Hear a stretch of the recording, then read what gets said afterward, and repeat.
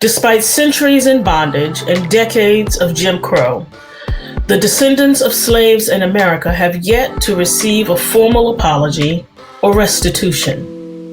In recent years, H.R. 40, championed by then Congressman John Conyers and current Congresswoman Sheila Jackson Lee, has gained traction in Congress to study and develop viable proposals for reparations in connection to slavery in America. But what exactly is reparations? And where did this idea come from?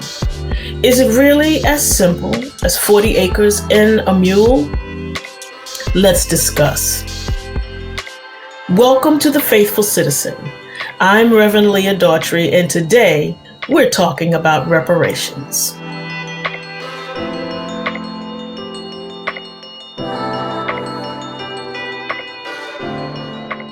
Our guest today is Dr. Iva Carruthers, one of my favorite people. She is General Secretary of the Samuel DeWitt Proctor Conference, an interdenominational organization within the African American faith tradition. We're focused on justice and equity issues, and I am pleased to share as co-chair of the board with Dr. Freddie Haynes. It is a UN non-governmental organization as well as a 501c3. She is a founding CEO and trustee of the Proctor Conference, and she has steered the organization in a unique and influential and esteemed network of faith-based advocates and activists, clergy, and laity. She is the one-time Professor Emeritus and former chairperson of the Sociology Department at Northeastern Illinois University and founding president of Nexus Unlimited. Most important for our conversation today, she is a member of the National African American Reparations Commission and is working on initiatives related to the UN Decade of People of African Descent. Please join me in welcoming Dr. Iva Carruthers. I call her Mama Iva. Hi, Mama Iva. How are you? Hello, Bishop Leah, my love, my daughter, my boss. I am not the boss. Mama Iva is the boss. We are so delighted to have you with us today to unpack this issue of reparations. And we know in our communities, particularly in the African activist community, we've been talking about reparations for many, many, many years. Tell us, Mama Iva, what is reparations? Thank you for this opportunity to share my experiences, my ideas, and to engage in a conversation with you. I hope that the listening and viewing audience will come away more informed and indeed inspired to be active in this reparations movement now, as we say. So reparations is a process. It is a process of repairing the damage that has been done, the injury, the harm that is done through the acts of dehumanization of one group over another group. In the context in which we are saying reparations now, it is really a process of addressing the intertransgenerational damage and harm that has been the result of the transatlantic slave trade system. A system of 400 years of protracted dehumanization of people of African descent, in which our humanity was not honored, our labor was exploited and made to be given freely, our families were dispersed, destroyed, our culture was assaulted, and consequently, even though there was, quote unquote, the Emancipation Proclamation, and we just finished the celebration of Juneteenth, the reality is that there was no 40 acres and a mule, that in fact, it was the white masters who had owned us as enslaved chattel who were given reparations for, quote, the loss of their property. And so reparations is the process by which we engage in remedies to address the increasing gaps in wealth, the gaps in educational opportunity, the gaps in our ability to have healthy and full lives that are a result of systems of injustice that has been protracted over centuries and indeed decades. So did you just say, because I don't want us to skip over that part, I think I heard you say that when slavery ended, slave masters were given reparations by the government for the loss of their property, aka the enslaved. Is that what you said? That is what I said. And so, unlike any other slave system that we might have heard about historically, or even the context of biblical notions of enslavement, the chattel slave system that was born, bred, and magnified as a transatlantic, meaning a global system of European power, of European efforts to institutionalize their power through the exploitation of our labor, our lives, and our future generations, because, of course, our women were so completely violated. We were considered, quote, chattel. We were considered property. We were commodified. And all of that was even given insurance value, so that we were considered property that had a value, that therefore, if that property was lost, persons could be compensated.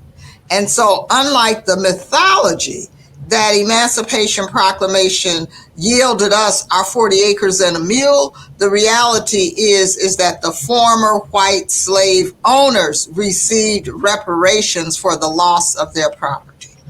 So that's an interesting idea, because what it sparks for me is when we talk today about the wealth gap between Black Americans and white Americans, the fact one could make the case that part of the wealth gap is that, long ago generations of white folks who are the descendants of slave owners have been able to build their wealth based on the reparations that they received for the loss of their property.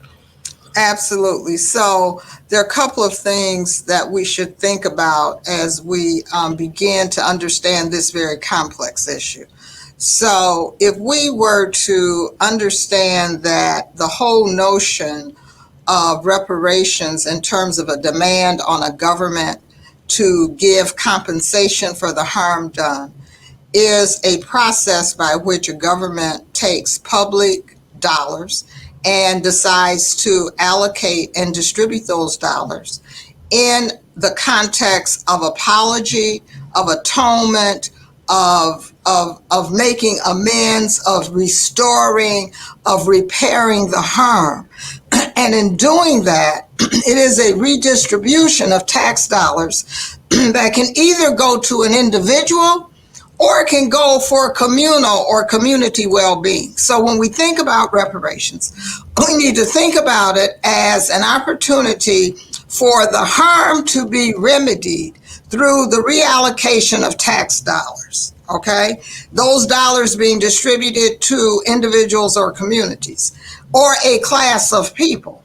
In some ways, we know that giving subsidies to farmers is a form of reparations, even though in the midst of all of this well-being and wealth, we have poor people who cannot feed themselves. Farmers are paid subsidies from the public fund in order not to plant food. That is no different than an argument and a demand to use those public funds to make amends for harm done by the government and the church, which was and is complicit in the systemic racism that has gone on for generations. So I'm going to get to the church in a moment, but I think it's important to acknowledge, I'm going to ask you to speak a minute about reparations is not a new concept. And while we're talking today, and much of what you've referenced today has been reparations for the African American community as a result of the chattel slavery system, isn't it true that the United States government paid reparations to our Japanese brothers and sisters after their experience with the internment camps? Yes. And also post-Holocaust, our Jewish brothers and sisters received reparations from around the world for the harm that had been caused to them as a result of the Holocaust. Is that right? Do I have that is absolutely correct. And so particularly post-Holocaust, there was international conversation and resolutions and protocols put in place that suggested that any crime against humanity had no term limitation. And therefore, you could make a claim for reparations in relationship to those crimes. Thus, the United States refused to participate in the Durban meeting on racism because they knew that on that agenda, there were people of African descent all over the world who had made it their priority to declare the enslavement of people of African descent as a crime against humanity. And the law essentially says once that is done, you must find remedy. You must pay reparations. So I think that's important for our listeners and those who are in this conversation with us to understand that there is precedent. Yes. That has really zero to do with race, ethnicity, anything. It's about the harm that has been caused and how you make amends to the people who have been harmed, whether it was our Japanese brothers and sisters who were in the internment camps in California during the war, and our Jewish brothers and sisters. And in both cases, they were rightly paid and rightly compensated for the harm that had been caused to them because of man's inhumanity to man. So it seems, so then what's the challenge, Mama Iva? If this has precedent, and if this has been done before, and reparations have been paid to other communities, why is it that when you talk about the African American community, the descendants of slaves, why is it a challenge to have reparations paid? Well, I think it's complex and multi-layered. One, let's assume that it's a challenge at a psychological level because there are those who have been the beneficiaries of enrichment as a result of the enslavement who feel a level of unconscious and conscious guilt. And as a result of that, for them, it is better to be in a stage of denial than to address. It seems to us, from where we sit, the basic dehumanization that Black people have built the case for, that we know we have experienced, that we can factually identify and show as exhibit A, B, C, all the way through Z and go to another second alphabet, it is sufficient enough to suggest that at least you can say, I apologize, but they don't even want to apologize. And so there's something in the psychic, there's something in the spirit and the heart, and an understanding of a God that I not know and you not know that says to them they do not owe us an apology, they do not owe us reparations. And for them to give that is to weaken their position and their power and authority over the way in which the world is organized. The system of racism was organized on a principle of what we call a hierarchy of human value, that some people had more value than others. Some people were more disposable than others. And as a result of that, it gives a group of people advantage and claim over decision-making authority and the resources of the world. And so from our hamlets in Chicago to the mineral resources of a continent of Africa, we see that African commodification results in a beneficial gain for non-African people. And the resistance to reparations proportionate to the crime or the harm that has been done is overwhelming for people to address. And I would say that it's important for us to understand that sometimes it's overwhelming for us to even feel like we're worthy of it. And that too is a problem, because the harm includes the harm that has been done to us psychologically and spiritually that says we are not worthy, or we are not enough, or that we are not God's child. So that sounds like there's a lot of spiritual work that needs to be done on all sides. And that's, as people of faith, as people of values who are value-centered, God-centered, there's this notion, and you mentioned earlier about the complicity of the church. Yes. And part of the challenge then with reparations is around their denial of their God of other creations, other of God's creations, humanity, which is since so you're saying that what God has created is not equal, and that in and of itself is a sin, it would seem to me. Absolutely. And so talk more about it, the church's complicity and how Sure. religious institutions have been complicit with this. And what are we seeing? Are you seeing different? Are you seeing change? Are you seeing movement, or is it more of the same? So when we look at the history, when we build the case, we can see the ways in which the church was complicit in terms of the prayers that were given, the baptisms that condoned it, that dignified it with God's notions of the curse of Ham, us being inferior, that affirmed the fact that there was no difference between church and state because the edicts of the popes were very clear and intentional about go out and enslave and capture and humanize and civilize these people, these indigenous people, these Black people, and that is God's will.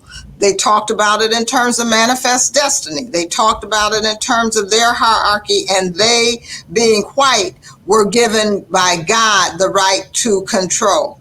So if you go and look at that in the ways in which the church actually participated, we're now uncovering where seminaries, Princeton Seminary just gave $27 million set aside for reparations for Black students because of the ways in which the Presbyterian church and that seminary had in fact enslaved and benefited from enslavement. And so the individuals of the church and the church as a institution owned slave making commodities, et cetera, et cetera. So we know that there must be a healing, a spiritual healing and a purging and an atonement of the church. We had slave ships named after Mary and Martha. We had catechisms given. What we know as people of African descent is that the prayers that were given at the top of the ship were not the same prayers that were offered at the bottom of the ship. And no more than the prayers given on Black Lives Matter Square were the same prayers that were given on January 6th in the U.S. Congress. And so there were different gods, right? And so now we fast forward to a moment where the reckoning and even a conversation about reconciliation cannot happen until there is truth-telling. And that truth-telling has to do with and begins with the role of the church and its complicity in the consequences, not just for the slave trade, but the consequences that continue, up and including new Jim Crow, mass incarceration, the commodification, the killing of Black people on the street, children, women, men, without punity. So when I was in, that's really interesting, Mama. I was in Peru several years ago because I wanted to go to Machu Picchu. Mm-hmm. And we, one of the things I do when I travel is I love to go into churches and cathedrals and just to see how people worship there. And so we were in Lima, which is the major city, and huge cathedrals decorated with the gold and all of that. And it struck me as I was listening to the tour guide and then reflected on some of my seminary training, how in the early days of the slave trade in South America, and it was mostly in the Catholic folks were there proselytizing. Part of their doctrine was that once you baptize the indigenous people, then they can no longer be slaves because they are now your brothers and sisters in the faith, and so you must free them. But how the church changed their doctrine to eliminate that clause so that the slave owners did not have to release the slaves once they were baptized, because they could not see their way clear to letting go of their workforce, right, of their free labor. So it became an economic issue. And so the church backed away from its teachings in order to allow these slave owners to continue to hold people as property. And the juxtaposition of that was just mind-blowing for me as I'm standing in this golden, gilded cathedral built by slaves, and to know that the church completely changed its doctrine in order to further the economics of the country. And we never had that in America, where they freed the slaves after they were baptized, but it was the same sort of economic thing that the church was complicit in. How do we repair that now? Particularly with what you're saying about the prayers, on George Floyd Square are very different from the prayers of the January 6th. Right. Can it be repaired? Well, the work we do, we name it sacred memory work. We do it because we have faith and a hope that it can be repaired, that we believe in a God of righteousness and a God of justice, and that you cannot separate those two things. And I think you have put your finger on the pulse of the difference between an African worldview and a European worldview. And so what you have just described was a church that was willing to redefine its beliefs or its alleged creeds by saying you can separate out the spirit from the body. And it is this separation theology that allows you to say one thing at 11 o'clock on Sunday morning and then go participate in a lynching party at 3 p.m. in the afternoon. Because you make these distinctions between these fine lines of differences that begins to allows you to compartmentalize that what you believe in your head, which is against that what you do with your body, your feet, and your hands. On the other hand, from an African point of view, you cannot separate those things. I am because you are. What I believe is only a belief if it is shown by my behavior. My actions are the breath of God is a function of an action that shows the divinity within. And so when we look then at how the world is operating on a principle that allows for this commodification, this separation, etc., we see that down to the economic systems that you have just identified, we now have extraction economies, so to speak, where we're actually going to get to zero wealth in some of these nations, like in the Caribbean, because they just keep taking the natural mineral resources until they're depleted. That's what the fights are about on native lands right now. Let us go take their natural resources and deplete them, as opposed to understanding that God fundamentally gave us all that we need. We need to be good stewards of that which God has given us. Mm-hmm. And so the healing that must be done is a theological healing, as well as a institutional and physical healing from all the damage that is done. So when we talk about reparations and repairing the damage and compensating those who have been victims of the system, what are we talking about? Are we talking about checks? Are we talking about 40 acres in the Mule? Are we talking about communal? What are we talking? And I'm asking for the audience, but I'm asking for myself. My fourth great grandmother was born in 1789 in what would become Savannah, Georgia, and so I have 4 generations who lived on Georgia plantations, on the Daughtry plantation before we were emancipated. So I got, centuries, a couple of at least a century and a half of people who were labored without compensation. So I kind of want to check. I'm good with 40 acres too. But what are we really talking about when we talk about reparations? So when we talk about reparations, there are a couple of assumptions that I make that I say regardless of what table I'm at.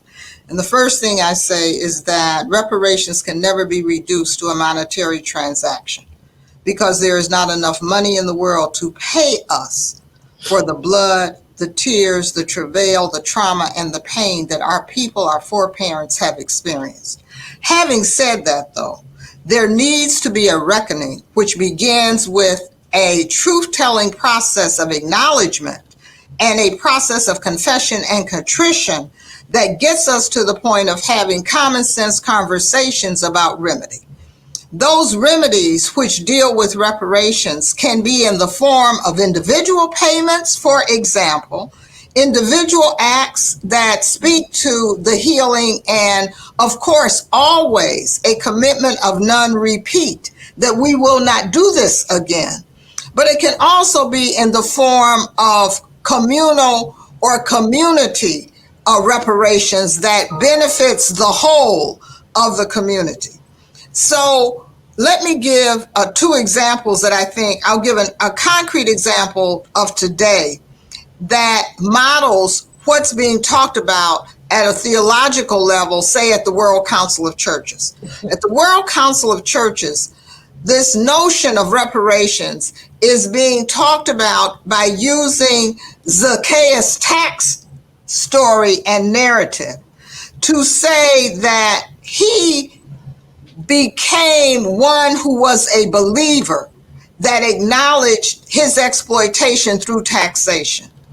And as a result of going through a process of contrition, he came to the conclusion that he should not just give back that which he had taken, but he should give it back fourfold, right? Multiple times over and over again. And a promise that he would not do it because he was going to be a believer and he would live out his life in the act of justice and righteousness.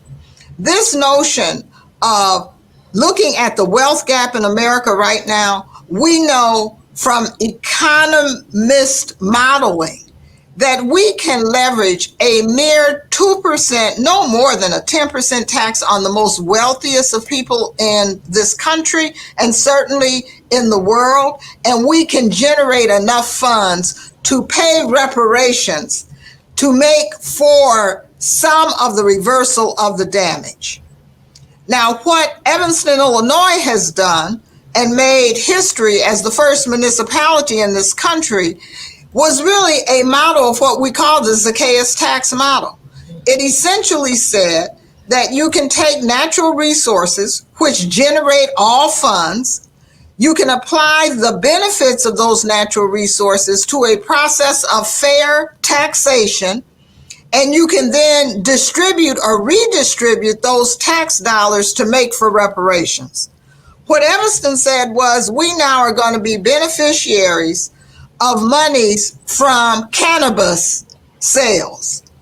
Those tax dollars from cannabis sales will go into a fund that will be designated as a reparations fund that we will then distribute to people of African descent in Evanston who have either individually will be given vouchers or the equivalent of a $25,000 transaction towards closing the gap around housing, because there was such clear evidence of exploitation, discrimination around housing and redlining and not having access to federal dollars for housing, and or communal distribution of those funds. So they have actually set aside a $10 million fund now in order to do reparations. One of the first cities in the nation to come up with a real model of remedy.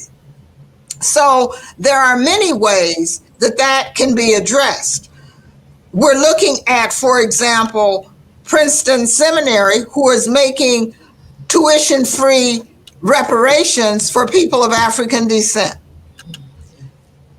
It is about having a heart of willingness for transformation and understanding that this cannot be done as a process of political expediency, but rather with intent to transform a system and to move us to a higher expression of what it means to be human in relationship to the harm that has been done and how we see one another going forward.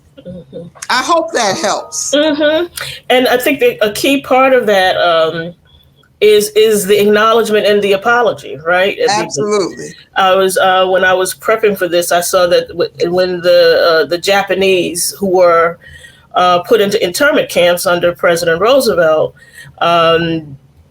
baseless claims that they were somehow spying on America, they campaigned for reparations, which they should have, and they received them when Ronald Reagan signed the law. And part of the law was an apology. Yes. An apology, and of course there was a cash payment to them. I think $20,000 per survivor. But I think the even more than the money was the apology, was the acknowledgement that the nation messed up, Right. Damaged folks irreparably. It cannot be undone, and so we have to acknowledge our mistake before we can move forward. And truth telling is the first part of that. And so one of the things we have an obligation, for example, is to make sure our children know that Martin Luther King said more than "I have a dream." He also said this country ought to pay reparations for the unpaid work of people of African descent. There's a wonderful sign that hangs in the National Museum of the American Indian that talks about how they survived all of the trauma that this nation inflicted on them. And the last line of it says, "We are the evidence of those who have died, and that makes us responsible for remembering everything, including the things we did not know." Exactly. And I think that so beautifully speaks to our responsibility to make sure that our children understand, and the next generation. And is that not what Deuteronomy teaches us, that we must tell the story to our children and our children's children, and to remember?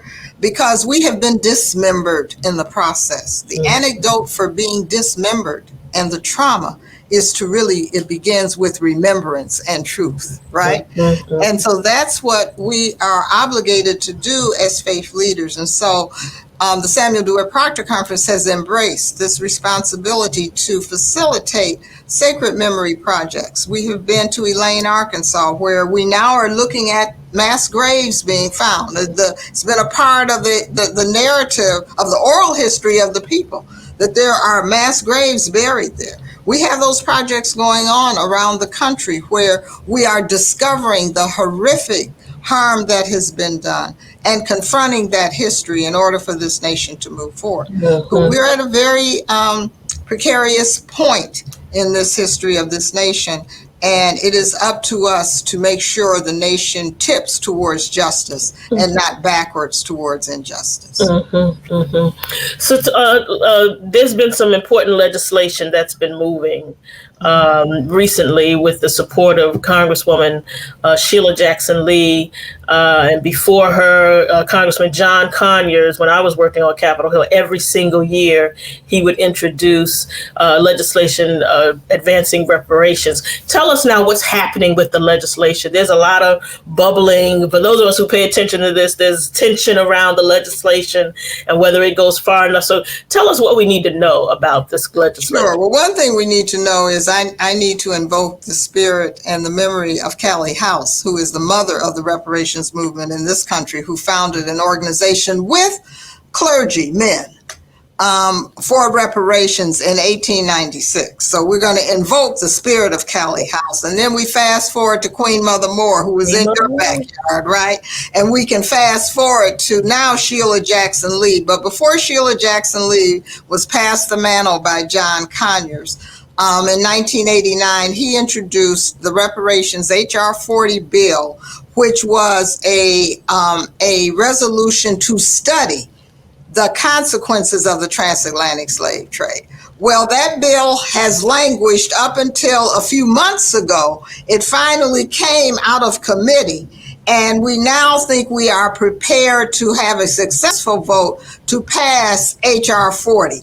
That has grown, though, to be beyond studying the consequences of the slave trade, but to actually talk about remedies for the slave trade in terms of reparations. Now, at the same time that Sheila Jackson Lee has been moving that bill, there have been other bills which have surfaced, which are about truth telling and getting support for truth telling, but all of that energy is coming to a crescendo around a new point in this history of a reparations process that has been held in the belly and the hearts of Black people generation after generation after generation, where we now find that there are cities across the nation, and in fact states such as California and Virginia, who are looking at statewide reparations programs. And so at the very local level, at the state level and certainly at the national level, we all need to get in touch with our public officials and let them know that we support these bills, which represent specific remedies to address the damage that has been done. But I do want to caution us to make sure we understand the difference between reparations for past harm and public policy, which you ought to do anyway. And so we all remember how the lottery, with such excitement, we thought was going to generate all of this new money for education.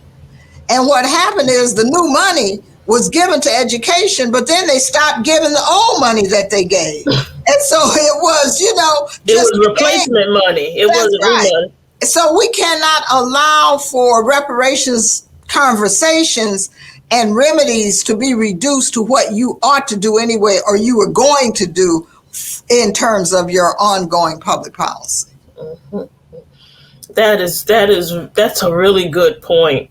The other thing I think about sometimes, Mama Iva, is we're talking about apologies, remedies, and all of that, and the money that the government would take to fund any of this.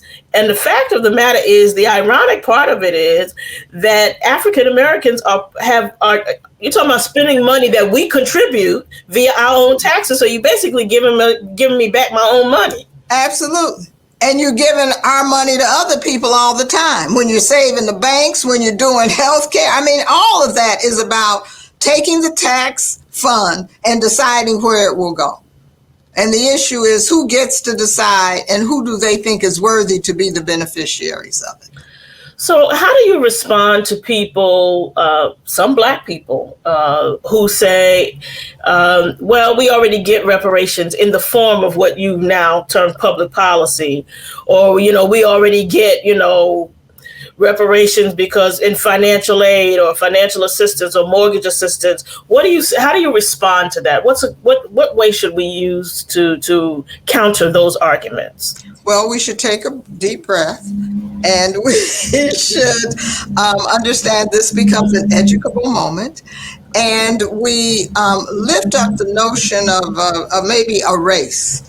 And so when you look at this wealth gap and you understand that the wealth gap is increasing instead of decreasing, when you get an equal amount of money that someone else would get as well, you continue to be behind if you started from behind. And so you will forever be behind if you don't have a remedy that closes that gap, that puts you on an equal footing in order to compete competitively. And so until and unless those things that we get are not considered to be compensatory in order to satisfy us, as opposed to reparatory in order to make up for what harm has been done, then it does not qualify as reparations. And so it is not about getting a handout. If you feel it's about giving a handout, then get it and give it to someone else. Give it to your favorite charity. Give it in a way that makes a difference for the individual and the communities who have been most harmed. Mm-hmm. That's a really good point about the catching up. Years ago, I worked in an office with a white colleague, and when she got married, her parents gave her the down payment for her house. Right.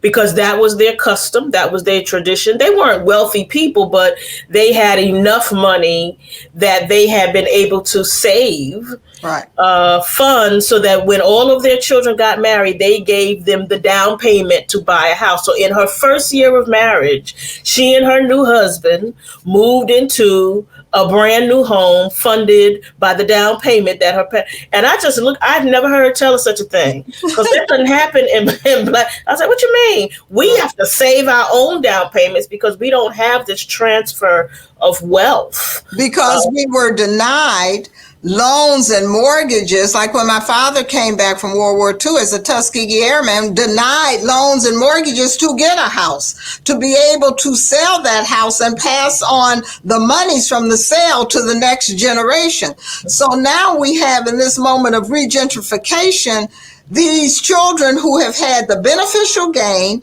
from 2 and 3 generations of their parents buying and selling houses, which is where the assets are for wealth, not a job. It doesn't come from a job that you go to every day, and when you miss a job, you don't get paid. It comes from assets. And the wealth gap that is where it is now at the current rate of the ways in which we see the disparate income and wealth between blacks and whites in this country, in the next 15 years, African Americans are projected to have zero wealth. In other words, we're going backwards. Wow. Wow. This has been a fantastic conversation. I think I'm going to give you the last word. Some of the key takeaways for me are around this being about repairing the harm that has been done. This is not about advancing as much as bringing us to close gaps. Gaps that would not have existed except for the effects of slavery, but also the spiritual work that has to be done in the white community and in the black community around how we value each other, how we make what we say match with what we do. In church, we call it internal attitudes, which reveal themselves in external exercises. Right. So how that spiritual work needs to happen, and how our religious institutions, not just the church, the synagogue, the masjid, all the major religions have been complicit in the harm that has been done, and all have work that we must do. Mama Iva, tell us if for people who want to be involved, who want to know more, who want to be in touch with their officials, what can they do? What can our listeners do today to help learn more or do something about the cause for reparations? Well, they can certainly come to the website of the Samuel DeWitt Proctor Conference. They can Facebook us. They can tweet us at Proctor Conference, and you will see resources there and links that will give you templates and letters that you can write your elected officials.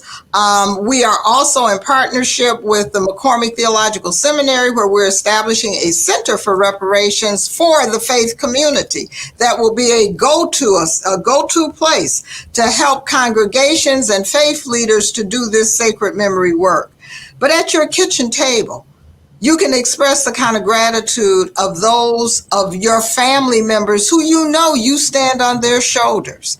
And remember to tell their stories so that our children won't lose the capacity to dream, the capacity to have vision beyond their immediate selves, and to be able to connect to this work that we must do to create a different kind of world. We cannot survive living through devices and on devices and ignoring those who are around us with such need for the affirmation of their humanity. And so we cannot become the vessels of a new kind of enslavement system because we are ignoring those who have been most marginalized and hurt and traumatized by the systemic nature of racism in our world. Everybody who lives in this country and who breathes racism. I don't call it white supremacy, white domination, but not white supremacy.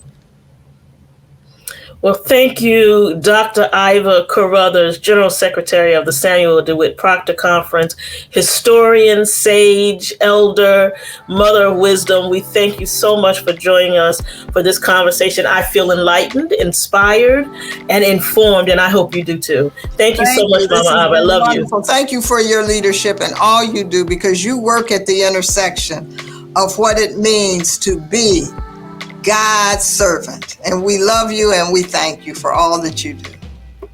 Thank you. Love you. Love you too. Thank you for joining us. Be sure to follow us on social media at The Faithful Citizen on Instagram, Facebook, YouTube, and Twitter. And head over to our website, www.thefaithfulcitizen.org, to sign up for updates, catch up on past episodes, and be among the first to know about new episodes. Thanks so much. Have a great day. Blessings to you.